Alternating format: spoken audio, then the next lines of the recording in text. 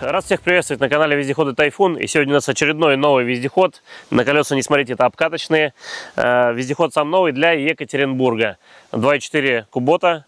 Установлен такой вот нестандартный силовой каркас. У меня такие сдвоенные ощущения по поводу этого. Ну, кому нравится, всегда подстраиваемся под клиентом, ставим.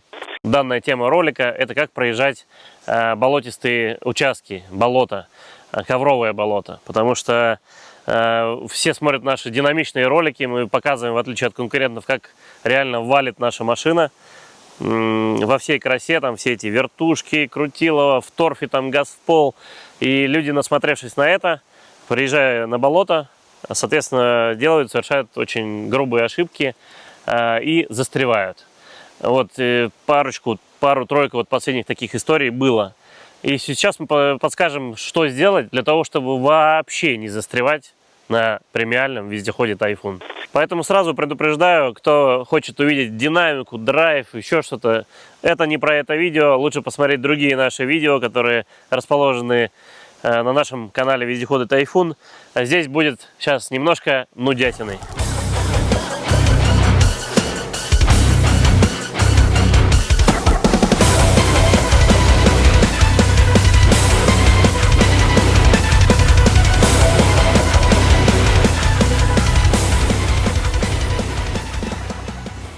Итак, мы находимся на том самом болоте, про которое мы говорили в начале. Мы видим, что это ковер, это прям хорошо видно. Вот, прямо на берегу озера. Первым делом, что мы когда подъезжаем, это сразу же вот на подъезде к болоте, вот мы только от леса отъехали, это, соответственно, давление у нас от 20 до 40. Ну вот мы поставили 25 где-то давление, которое указано у нас на приборе, который сейчас появится в кадре. Это первое, что мы должны сделать. Если мы это забываем, у нас потом большие проблемы. После того, как мы травимся, мы выбираем направление, ну, желательно заранее, выставляемся и едем там, куда нам надо. Категорически, если мы прям в какие-то линзы или в какие-то совсем трудные участки, где вообще машина не рулится, ты чувствуешь, когда она не рулится, чуть-чуть один раз попробовал, понял, что она вообще неуправляемая, ну, сильно прям заходит в эту всю чачу, мы руль вообще не трогаем. Вообще к рулю мы не прикасаемся, когда мы в совсем-совсем жестких условиях. Куда едет, туда едет. Пускай там доедет. И где уже более твердые участки, там уже ближе к деревьям, допустим, там всегда тверже участки. Можно всегда подвернуть, развернуться и так далее. Но пока вот мы едем почаще, мы руль не трогаем. Это второе, после того, как мы должны стравить колеса. Третий нюанс, который мы должны соблюдать, если мы попадаем прям в совсем чачу, прям совсем жесткие условия. Мы передвигаемся на первой передаче и не трогаем ногой газ. То есть мы не трогаем ни руль, ни газ. Он на первой передаче в супер тяжелых условиях передвигается сам. Для этого не нужно никаких вообще других условий. Соответственно, вот эти три условия, если вы соблюдаете, то на болоте вы царь и бог. Невозможно, здесь нет мест, где мы сядем, если мы будем соблюдать эти условия. Специально впереди линзы выбрали, в которой вообще, гусеничная техника — отказать, квадроциклы — отказать, там, мостовые вездеходы — отказать сразу. Ни одна техника, в линзы, как только видит какие-то линзы, она не поедет никогда в жизни. Разве что, не знаю, какая-нибудь легкая переломочка, которая не имеет никакой автономности, в ней нельзя там спать, ночевать и 1,5 недели ездить. Ну и, соответственно, вешать огромные колеса на Ниву мосты какие-нибудь тоже мы не можем. Все понимают, сколько в переломку влезет груза. Там, здесь 300 тонн вездеход перевезет. Переломка — это, сами знаете, какой там совсем маленький вес. И ты, когда поплывешь по воде по какой-нибудь более-менее с течением речки, тебя может вообще там перевернуть с этими вот этими звеньями. Поэтому у нее есть, конечно, свои плюсы, там, где она там может изгибаться и ехать там еще что-то, но автономности 0, грузоподъемности 0, образно говоря, 0, понятно, что она там есть какие-то с крышами, там, переломки, еще что-то, но это все абсолютно не вот этот класс вездеходов, не такая уверенная плавучесть и так далее. Наверное, только она здесь может как-то более-менее с нами посоперничать, все остальные сразу мимо. Вот. Если что, мы в поисках хороших квадроциклов. И мы в поисках супер подготовленных внедорожников посравняться, поснимать красивые кадры, что-то поделать. В воду, соответственно, мы не будем загонять все это дело, но вот по каким-то торфам хотя бы, ну, болото, понятно, что тоже мимо, но хотя квадроцикл может, объезжая линзы, по болоту проехать. И то не все, а только легкие квадроциклы. Там типа BRP Renegade, Yamaha Grizzly, пожалуй, наверное, ну, Kawasaki Brute Force какой-нибудь, там, Suzuki King Quad, все. Ну, и Honda TRX 680. Больше здесь ничего по болотам не пойдет. Двухместные квадроциклы не ездят по болотам, и отказать сразу, мимо. Вот, поэтому сейчас впереди увидите кадры. Самое главное, 3 аспекта. Травим до 20-40.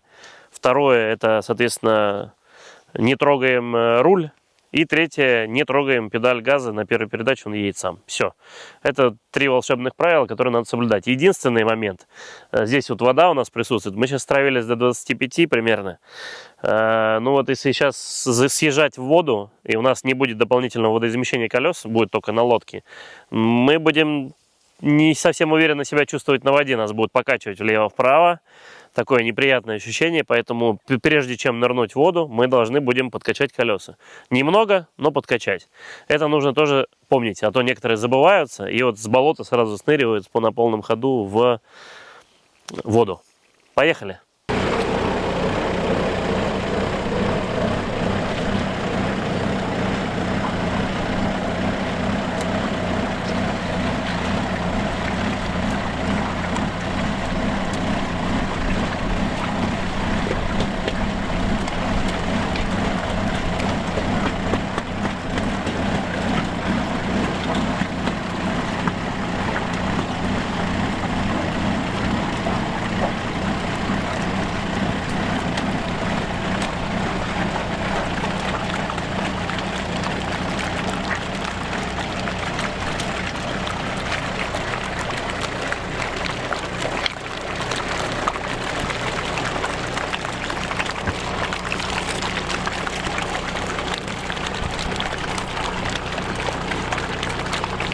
Настолько тотальное занижение, что вот на первой передаче без ног идет, не затыкается. Дизелек.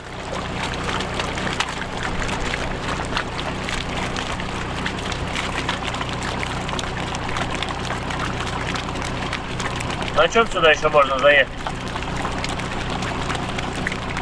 На крыльях. На крыльях? Даже вертолет сюда не сядет, по факту. Ну и пешком сюда, ну, Пешком тоже не варит. никто не сунется. Только мы. И ты едешь с полной уверенностью, что ты сегодня не застрянешь. И не сломаешься, и не застрянешь. Это самое важное ощущение, когда ты покупаешь технику для бездорожья. Тебе не нужно с собой в запас кого-то возить. Главное правильно ездить. Вот те, кто у нас садился, они просто неправильно ездили. Покажем лицо водителя. Да, это скучно, долго, но верно.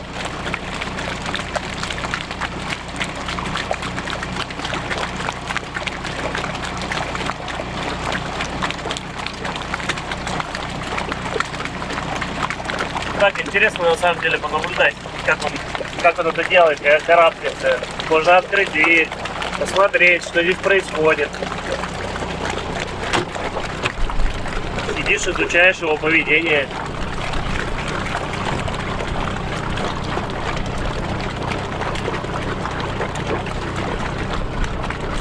Ой, жопа мокрая.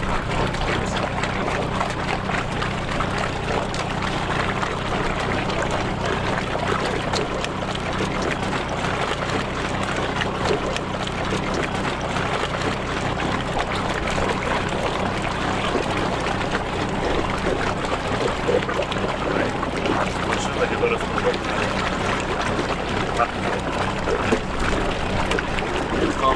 которая летать.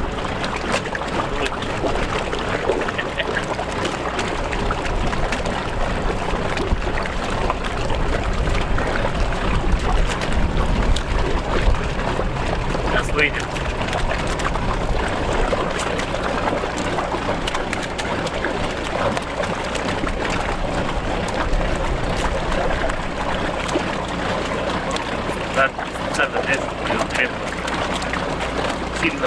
опять же, одним бортом.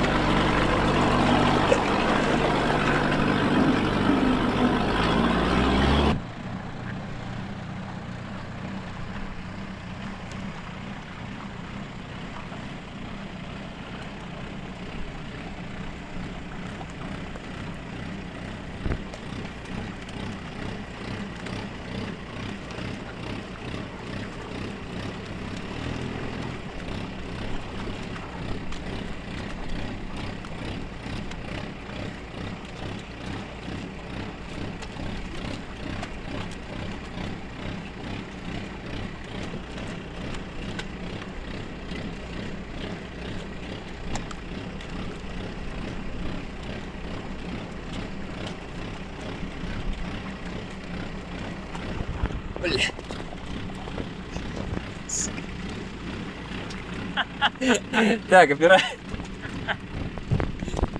оператор тонул. Нормально? Кадр-то не потерял? Может, немножко, простите. Но мы не будем останавливаться.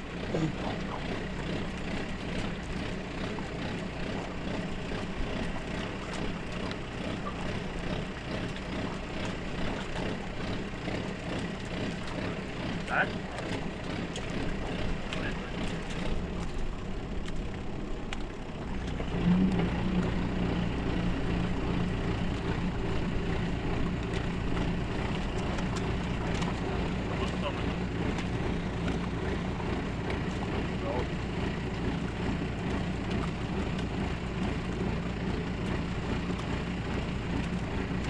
Если вездеход не едет вперед, у вас всегда есть задняя передача.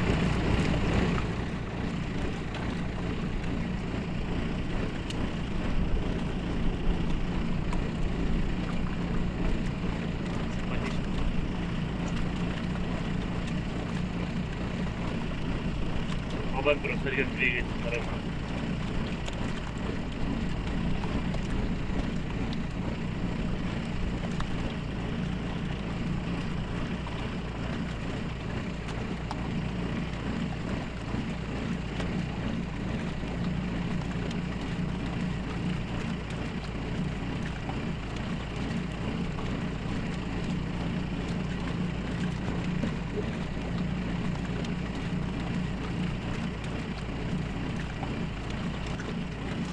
Смотри, как идет.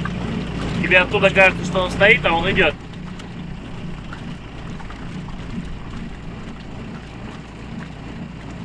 Но снаружи, наверное, мощно выглядит.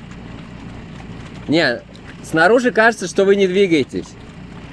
Но вы двигаетесь.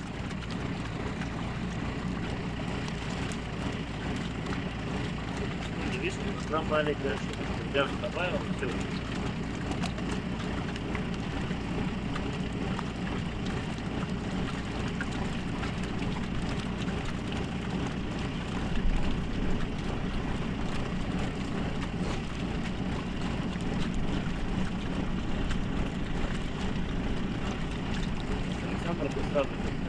Сразу сели и на как он, короче, перерисовал.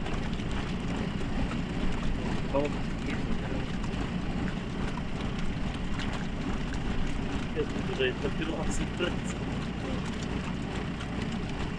Ладно, все это легкое.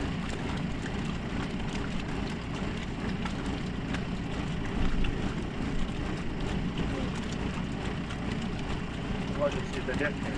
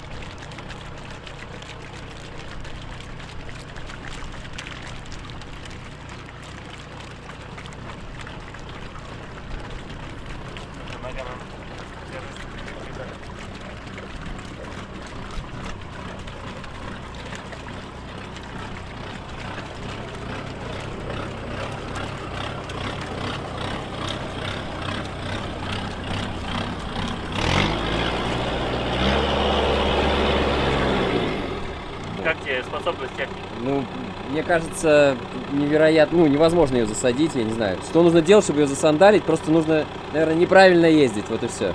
Ну, мы только что показали вам, как он передвигается по линзам. В двух случаях там совершили ошибочку. Тест-пилоту там второй или третий раз у нас на болоте всего лишь. Нужно иметь очень сильное терпение. 99% людей просто не выдерживают и пытаются добавить газу, чтобы он быстрее выбрался, но тем самым вы только усугубляете свое положение, и он роет, и вы уходите вниз. То есть категорически важно иметь здесь терпение. Если вы в таких прям совсем сложных условиях. Мы специально заехали в линзы.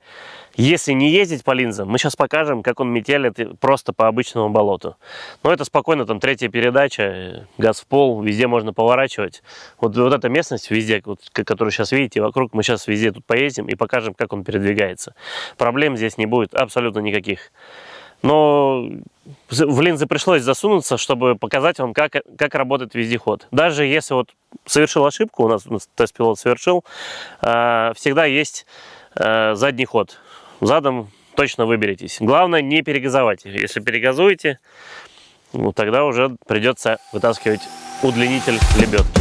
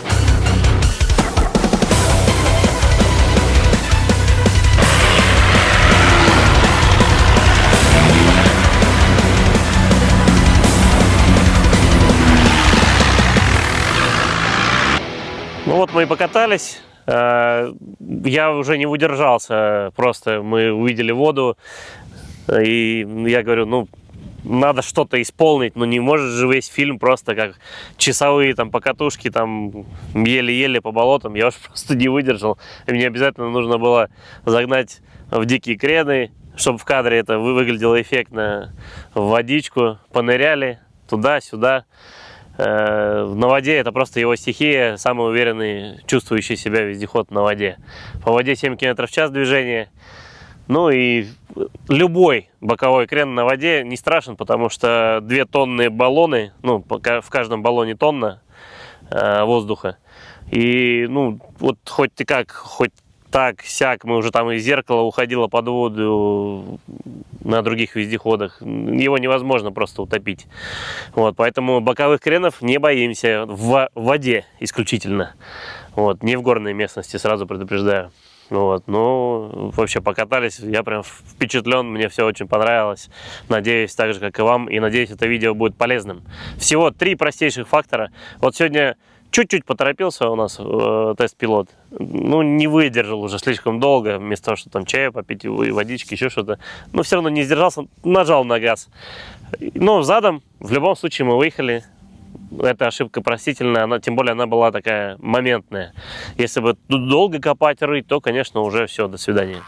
А так не забываем про эти 3 правила.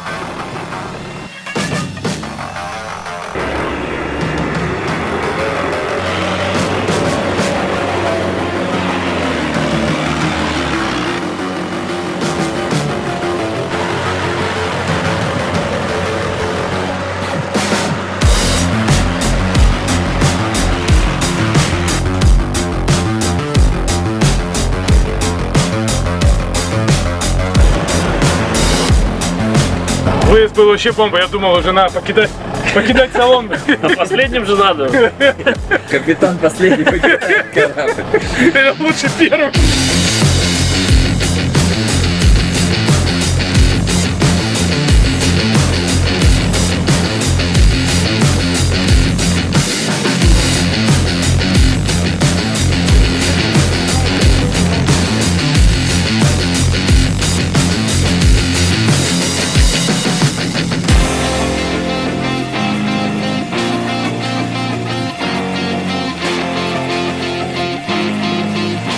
После просто жесточайшей обкатки, которая у нас была на болотах, мы перешли к следующей стадии. Это обучение и управление вездехода Тайфун.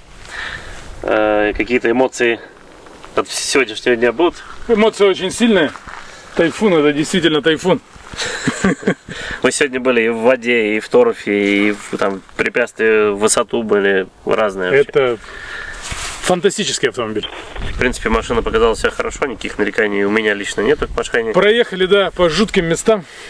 Прям по таким. Но когда плавали, это, конечно, было... Такого я еще не испытывал никогда. Когда на машине спустился в воду и поплыл. Почему-то многих очень завораживает именно этот момент. Меня больше всего завораживает болото. Меня вода. Сейчас есть, говорят, китайские автомобили, которые тоже плавающие. Леопард там и прочее. Вот, но это, конечно... Но они не настолько. Ну, не настолько, да. Нюансов очень много нюансов по эксплуатации техники, до которых, чтобы вот самому без обучения добраться, у нас некоторые игнорируют обучение, говорят, да, я сам как-нибудь там научусь, мне кажется, что... Не, это нереально. Что до этого идти очень долго. Ну, может, кто-то, конечно, с каким-то там супер опытом, как типа у тебя, может он типа и освоит, а так, чтобы вот после УАЗика. Я думаю, что сегодня убедились, что нюансов тут очень много. Очень много. Вот, информация преподана, и выдвигаемся в обратный путь. Мы ждем вас также на покупку вездеходов. Я надеюсь, не пожалели. Спасибо за науку.